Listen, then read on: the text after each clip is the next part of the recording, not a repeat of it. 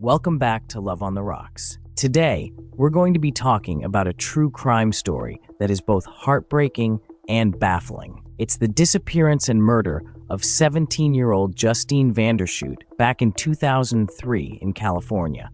Yeah, this case really captivated a lot of people, and it's still making headlines today with some recent parole hearings. We're going to be taking a look at all the details of the case and try and answer some questions like, what exactly happened? Okay, so picture this. It's September 2nd, 2003. A seemingly normal morning, right? Right. Justine's mom, Lynette, realizes her daughter's not home. Her truck is missing. She tries calling Justine, but no answer. So the worry starts to set in. And then Justine's boyfriend, Daniel Bessemer, calls. And instead of offering comfort or any kind of help, Bessemer asks Lynette if she knows where Justine is. Which is a huge red flag. Total red flag. It immediately throws suspicion on him. So the Vanderschoots are understandably frantic. They start searching immediately, but no one has seen Justine. And eventually, they end up reporting her missing. So as the investigation begins, the police obviously start focusing on the people who were closest to Justine.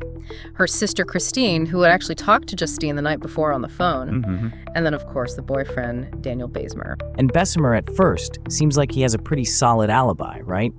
He tells the police that he went to a 7-Eleven after leaving Justine's house, and the police are able to confirm his story. So at this point, he almost seems like he's in the clear. Yeah, you would think so. But then something happens that throws a wrench in everything. The Vanderschoots decide to hold a vigil. It's at the park and ride where Justine's truck was found. And it's meant to be a way for the community to come together and show support and, just hopefully get some information out there. But it actually ends up creating a distraction in the investigation. Because there's this guy, right? This suspicious-looking guy at the vigil. And they think he must be involved somehow.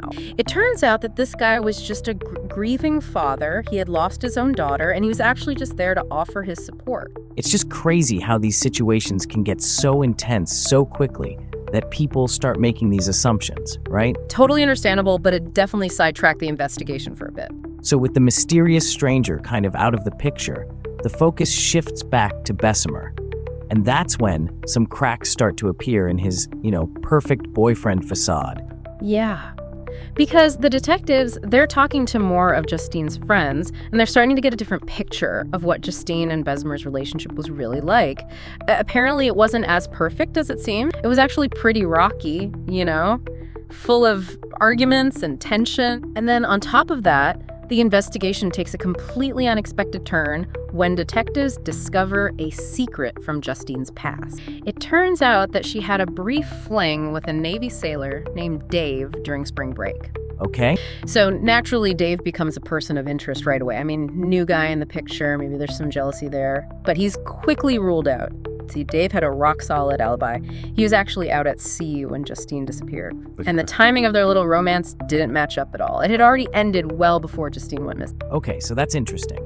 So even though this fling with Dave wasn't connected to the disappearance, it still adds another layer to the investigation. Because now you have this element of possible jealousy, especially considering that we know Justine and Bessemer's relationship was already on shaky ground. Exactly, and it's this whole jealousy angle that leads investigators to take a closer look at Bessemer's roommate, Brandon Fernandez. Okay, so tell me about Fernandez. Well, at first, Fernandez and Bessemer, they present a united front. They both tell the police they were at home the night Justine disappeared. But there's something else going on here. There was some tension between Fernandez and Justine. Justine knew that Fernandez was cheating on his girlfriend, and she wasn't afraid to say she didn't approve. And that caused friction between them. And when investigators start looking into Fernandez's past, they find a history of petty crimes. Okay, so not exactly a squeaky clean record. No, not at all. And here's another interesting detail. Fernandez was pretty tech savvy. He had actually used his computer skills to tamper with school records. Which makes you wonder, because there's this creepy so-called punishment CD that was found with Justine's body. The one with all the spliced recordings of her phone calls meant to humiliate her. Yeah, exactly. Could Fernandez have been involved in creating that CD? I mean, the guy had the skills. It's definitely a possibility. And this is where the investigation takes a pretty sharp turn. It turns out that Bessemer and Fernandez were not alone the night of Justine's murder. They were hanging out with a couple of friends. Well, their presence completely blows Bessemer and Fernandez's alibi out of the water. They weren't alone that night. And one of those friends, Clayton, ends up being the key to cracking the case wide open. How so? Well, Clayton's father puts a lot of pressure on him to tell the truth. And eventually, Clayton decides to come clean to the police. He tells them what really happened that night. And even better, the investigators managed to record a phone conversation between Clayton and Fernandez, where Fernandez is basically begging Clayton to stick to their made-up story. So now, the investigators have hard evidence that Bessemer and Fernandez are lying. Exactly. That recording was crucial. So armed with this new information, they bring Bessemer and Fernandez in for questioning, right? Yeah, and that's where things really start to unravel. They bring in an FBI profiler who uses some really clever tactics during the interrogation. And under all that pressure, Fernandez cracks. He confesses to his role in Justine's disappearance. And what does he say? It's a chilling confession. Fernandez lays out this whole premeditated plan to kill Justine. He claims that Bessemer was obsessed with the idea that Justine was cheating on him, and he believed that she needed to be punished. So this wasn't just a crime of passion. This was planned. It seems that way. And remember Fernandez's tech skills. Well, he admits that he had been tapping Justine's phone, recording her conversations, which just fueled Bessemer's jealousy and anger even more. It's a really terrifying example of how technology can be used for such sinister purposes. Absolutely chilling. So what happened next? How did this plan actually unfold? Well, Fernandez goes on to describe the actual murder, and it's just heartbreaking. He says that he drove Justine to a wooded area with Bessemer, played her that awful punishment CD, and then walked away from the car. He claims that he heard a scream, and when he came back, he found Justine on the ground next to a taser. And then he says that Bessemer was standing over Justine's body and said this really chilling line. He said, "I don't have to deal with her anymore. My life is now free. I win." It sends shivers down my spine, just hearing that. It's a quote that has haunted the Vandershoots ever since. But it's important to remember here that Fernandez is trying to shift the blame onto Bessemer. He's saying that Bessemer was the one who actually killed Justine. And to try and get a lighter sentence, he leads the police to where Justine is buried. And this is where the story gets even darker. Justine's body is found buried in a shallow grave covered with a mattress. It's just heartbreaking. And the autopsy reveals something truly awful about Justine's final moments. Yeah, they find dirt in her throat and stomach. She was still breathing when she was buried. Can you imagine regaining consciousness in that dark and suffocating grave? That detail, I think, really highlights the brutality of this whole crime, and it just adds to the pain that the Vandershoots were going through. Absolutely. It's a truly disturbing thought. So we have Bessemer and Fernandez both charged with murder, but they each give completely different stories about what happened that night. Each one is trying to downplay their role in Justine's death. Right. So we've got this web of jealousy and betrayal and this meticulously planned murder. But there's one big question that remains unanswered. Who actually delivered the fatal blow? It's a question that we may never know the answer to, for sure. But we do know that both Bessemer and Fernandez were responsible for this tragedy, and their actions had a devastating impact, not just on Justine, but also on her family and friends. Absolutely. And that brings us to the long road to justice. The Vanderschoot family was so determined to hold Bessemer and Fernandez accountable for what they did. And as the trial approached in March of 2005, the Vandershoots were faced with this incredibly difficult choice. They had to decide whether to go through with a lengthy trial and hope for the maximum sentence for both men, or do they accept a plea deal?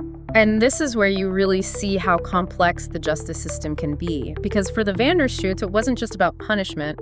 It was about finding a way to heal and find some peace after losing their daughter in such a horrific way. I can't even imagine having to make that kind of decision after going through something like that. Yeah, a trial would mean having to relive all those awful details of Justine's murder again and again, and they would have had to face the public scrutiny and the uncertainty of a jury's verdict. In the end, the Vandershoots decided to accept the plea deal so they could begin to heal. It must have been such a tough decision. It was. And while the plea deal gave them some closure, it also meant that Bessemer and Fernandez wouldn't receive the maximum sentence. So Fernandez ended up being sentenced to 15 years to life for second-degree murder. And Bessemer got 25 years to life for first-degree murder. And even after all these years, the Vandershoots are still fighting for justice. They are. Both Bessemer and Fernandez have been eligible for parole multiple times, and the Vandershoots have tirelessly fought to keep them behind bars. Which means every time there's a parole hearing, they have to relive that trauma again. Exactly. They have to go through it all again, explaining to the parole board how this crime has impacted their lives. It's got to be incredibly draining emotionally, but they're committed to making sure that justice is served. And so far, they've been successful. Both Bessemer and Fernandez have been denied parole at every single hearing.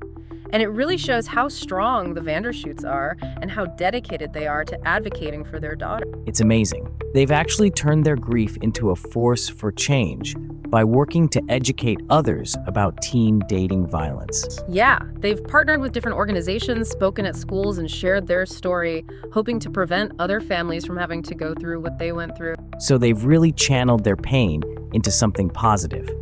It's a beautiful way to honor Justine's memory. It's amazing. It really shows the strength of the human spirit and the power of love.